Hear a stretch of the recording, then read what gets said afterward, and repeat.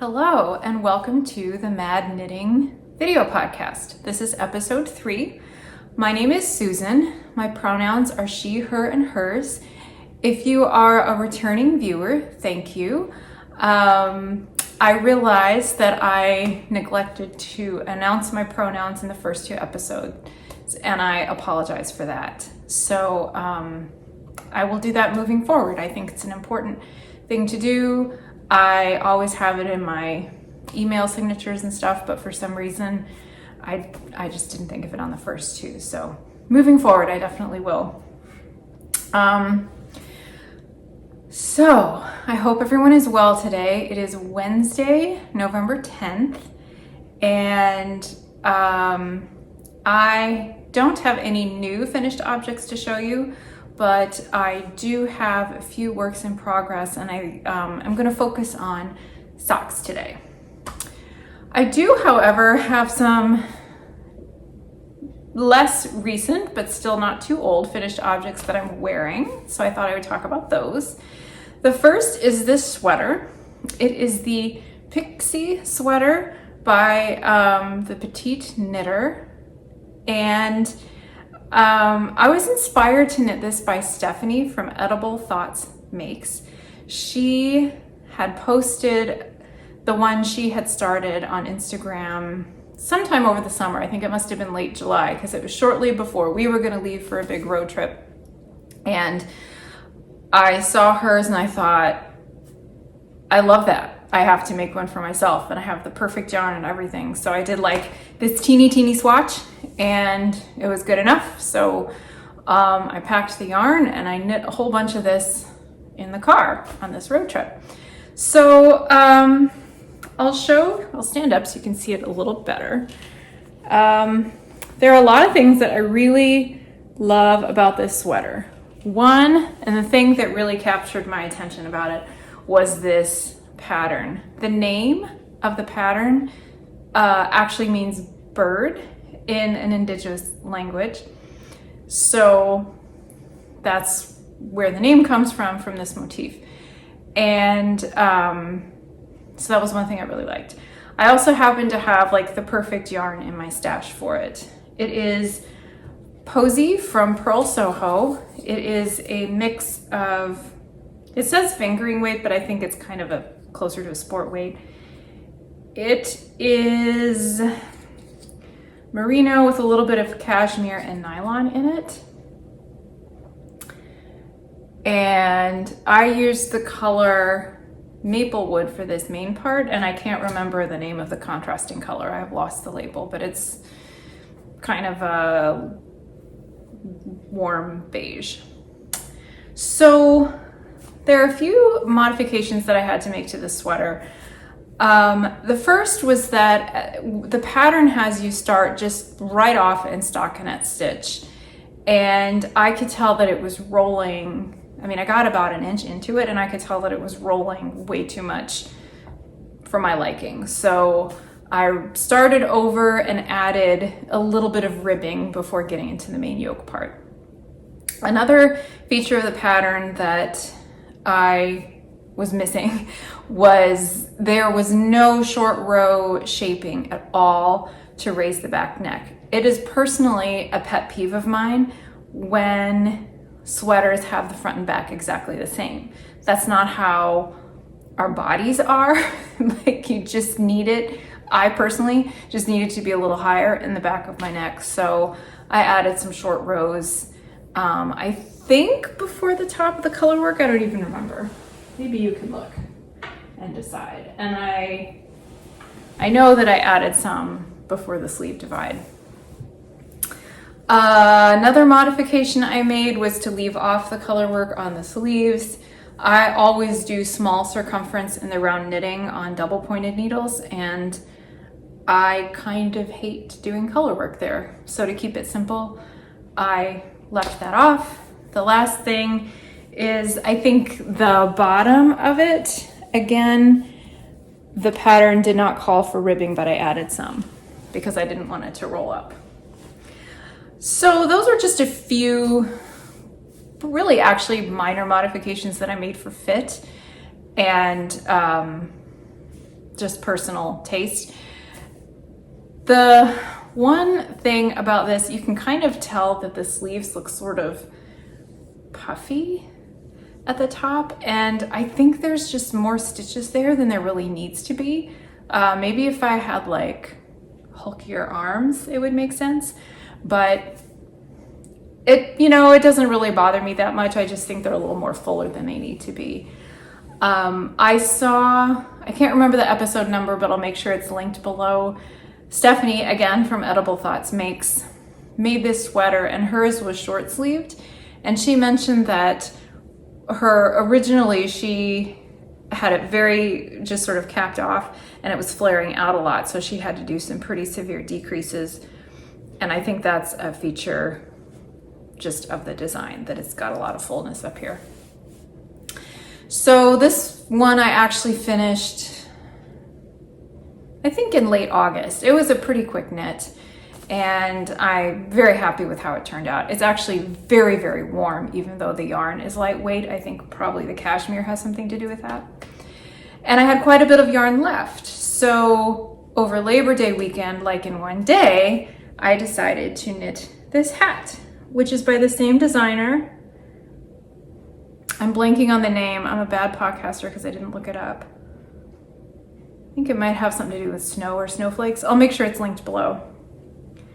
But it's just a gorgeous colorwork pattern. I really love how you kind of get the same design going like from here to here, but the dominant color is switched, which is pretty cool. As I was working on it, my daughter looked at it and was like, ooh, that's really pretty. So I guess it's hers. I'm okay with that because I love knitting for people in my family who actually want to wear the stuff that I make. So if she wants it, she can have it.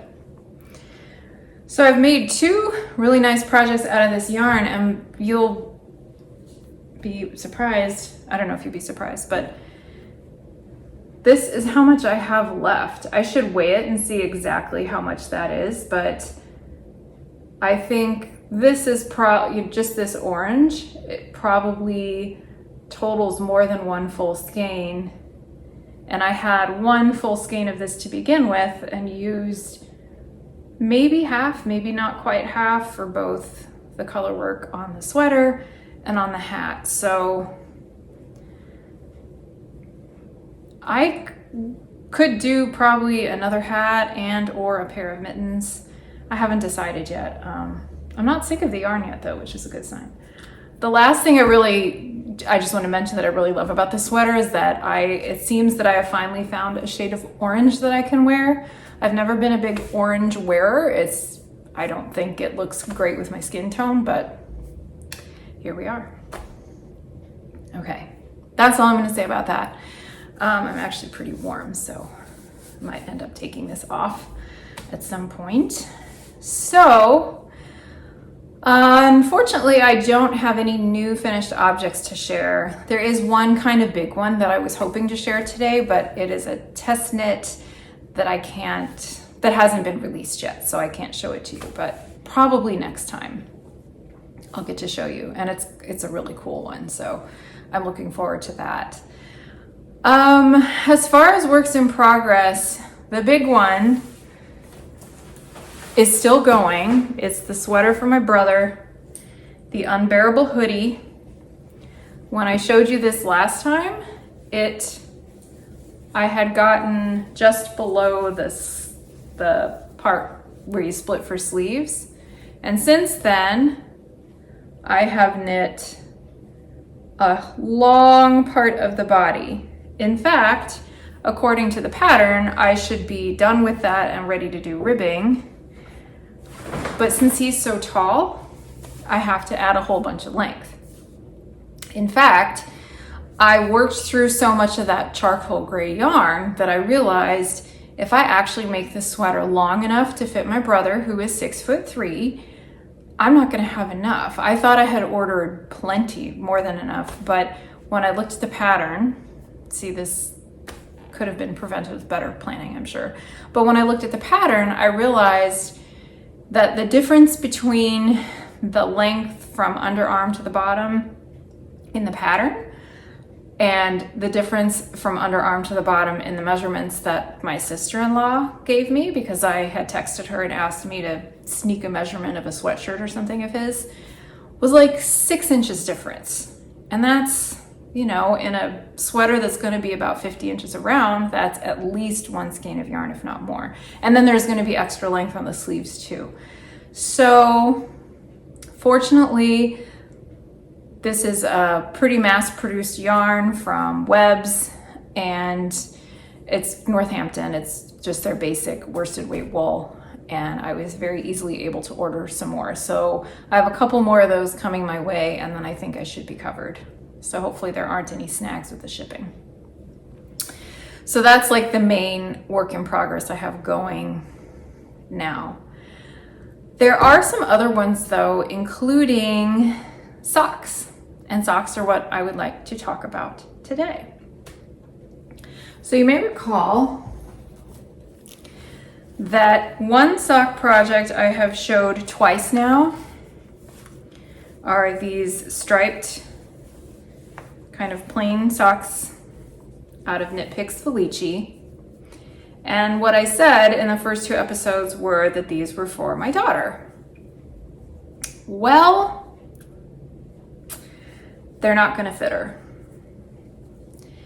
The other night, I said, hey, can you sit down on the couch and stick up your foot and close your eyes? Which in my household, this is not really that an unusual thing for me to ask. So she did and didn't think that was weird at all. And when I tried to get it over her foot, it was just really tight. I was really tugging. And so disappointingly, they're going to be too small for her. I tried them on my foot and they fit my foot perfectly. And since I was at that point, I think this far from the end, I thought, I'm not gonna rip out this sock. That would be a waste of time and a waste of a good sock. So I went ahead and finished it to fit me. And I just pulled out some other yarn I had to start a different pair of socks for her. So I'll show you those. I mentioned maybe in episode 1 that I had ordered some Knit Picks Felici over the summer. It's been a long time since I'd ordered from Knit Picks, but somehow there was something appealing about that. So I got several of the colorways that had been released, and this is the one I have started for her.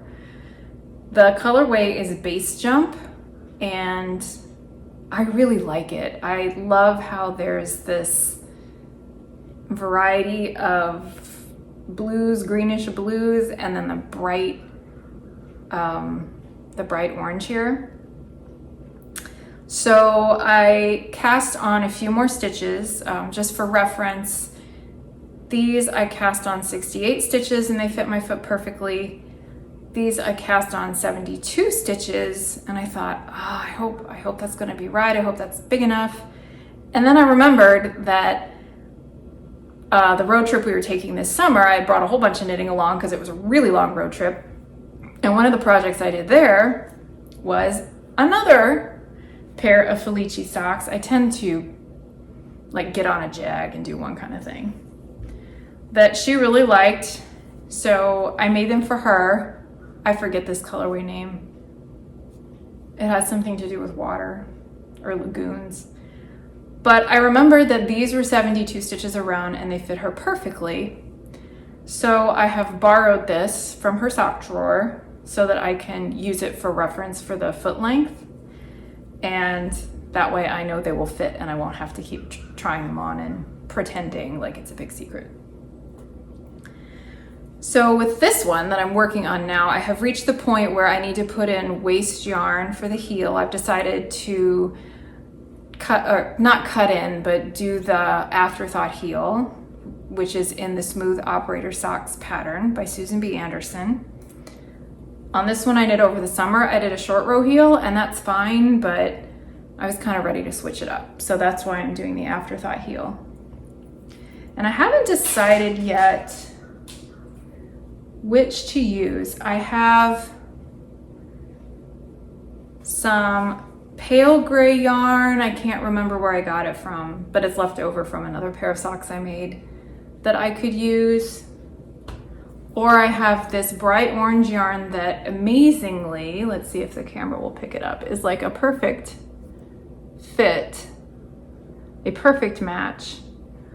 I'm pretty sure I dyed this myself using food coloring like more than 10 years ago. I went on this, it was like one summer I went on this whole jag where I was dyeing yarn with Kool-Aid and food coloring, and for a while I had all this sock yarn that smelled like fake fruity flavors, and it was really fun. So I have this. I love the color that it turned out, and I just have never used it. So I think I'm leaning towards the orange, but we'll see. Since I know how long to make the foot, having done this other one with a short row heel, I can, oh man, I'm all tangled. I can finish everything and do the heel very last and just see how I feel when it's all finished up.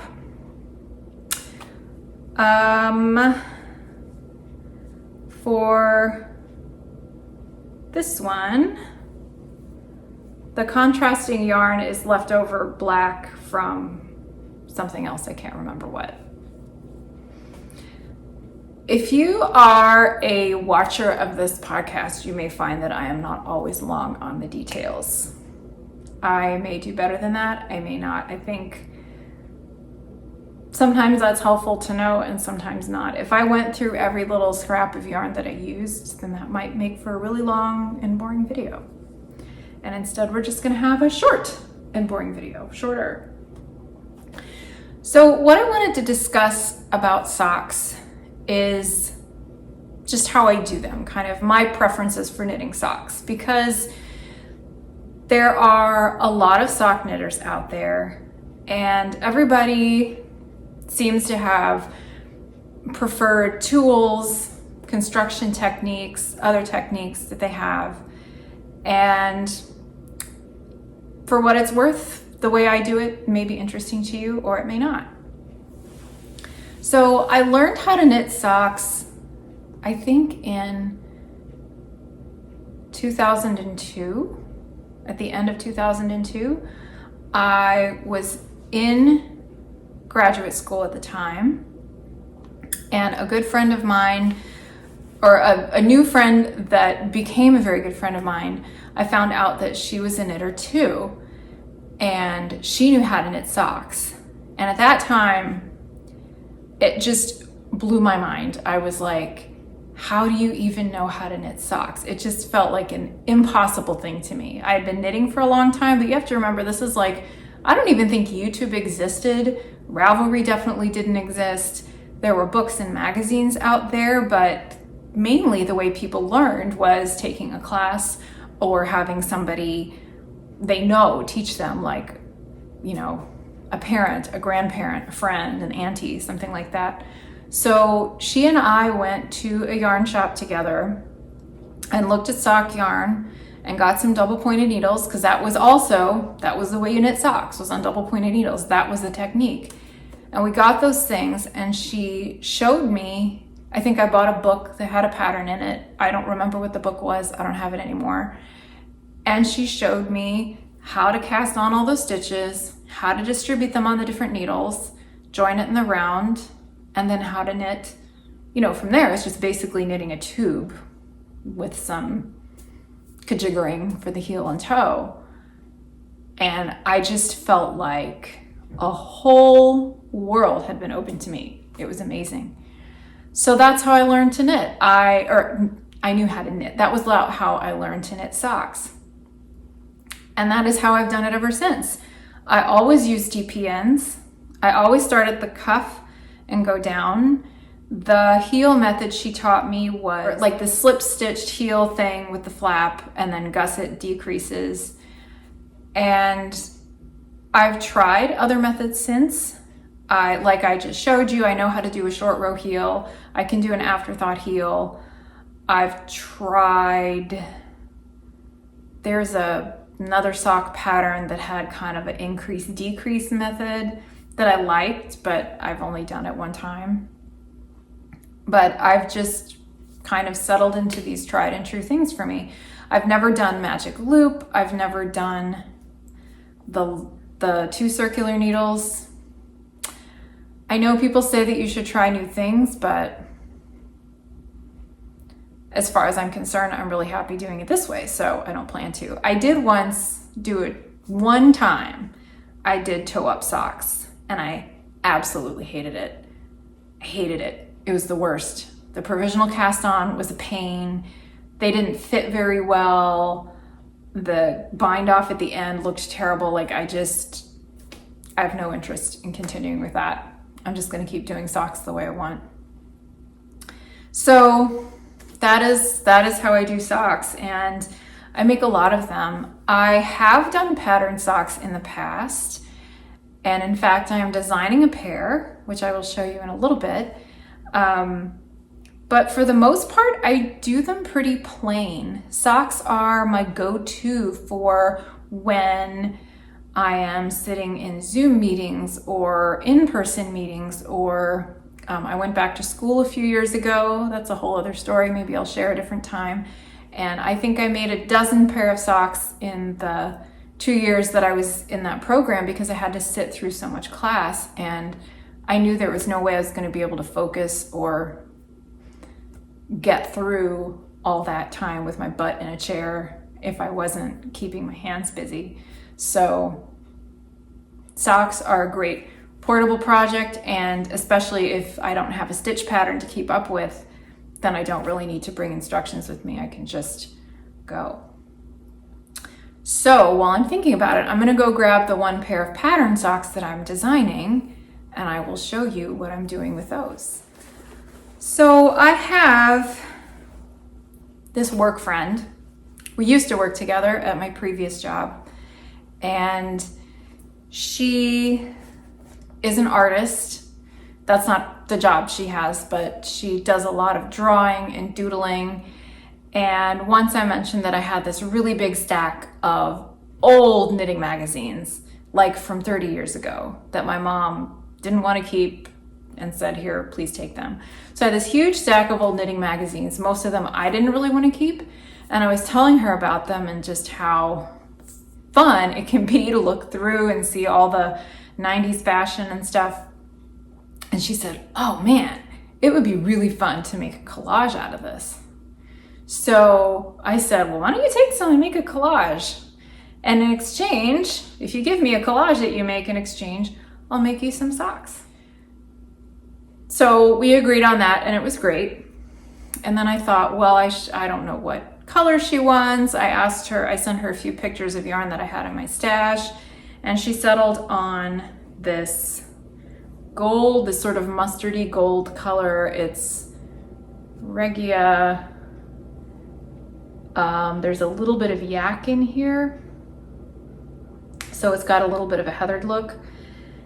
And because it is commercial yarn that has no variation in the color, I decided that I would make up a pattern to go with it. I have scads of actual patterns that I could have used, but I decided to make one up on my own. So I did like most of the cuff in this really long staff meeting we had, and I kept holding it up to show her. So this is the first sock, and true to form, I started at the cuff. I knit down. I didn't make it very tall because she has a size 10 wide foot, and I didn't know if I would have enough yarn to make like a really tall cuff. Turns out I totally would, but I wasn't sure. And I need her to try it on, so I haven't grafted the toe together. I just put some waste yarn through. But I really like how it turned out. So the basic elements of the design here are, get out of the way, just a 1x1 ribbed cuff. That ribbing continues through the rest of the cuff and over the top of the foot. And I also have this little faux cable detail running down the sides. I imagine this is much like many other sock patterns you might find. So I'm still trying to decide if I want to write up a pattern for it, if that's even worth it. But I did have kind of a formula for the way I worked out the math to get everything perfectly symmetrical, to get the lines on the back. I did a garter rib, and then those lines continue through the heel flap. And I was pretty proud of myself for how like I said, how I got all the math to work. So I may write it up and have kind of a plug-in formula so that you can use a large variety of stitch counts depending on your foot size, depending if you're using traditional fingering weight yarn or sport weight or even DK weight. So I'm still thinking about that. But in any case, I have the first one basically done. It's probably not long enough, but I can fix that after she tries it on. And then I have the cuff of the second one. So I don't really have a deadline for this. I think the sooner rather than later would be nice, because here in Wisconsin it's cold, getting cold. Warm socks will be nice on her feet, and it would be nice for me to have a pattern done and ready to put out into the world, or not. I don't know. All right. I've promised myself to keep these episodes at 30 minutes or less, so I think I'm going to wrap it up there. I don't have reading to share today. I haven't finished my book yet, although I'm getting close. I want to thank you for joining me. I didn't really necessarily intend for this to be a weekly thing, but since I switched jobs in the beginning of October and started working from home, I found that it can be kind of lonely and isolating. So for some reason, sitting here by myself and talking to my phone and then making a video that I put on YouTube feels a little bit like connecting with the rest of the world, even if it's not exactly, I don't know, not exactly how I normally connect with people. So thank you for joining me. I will probably see you next week. We'll see. And I hope you all have a wonderful weekend.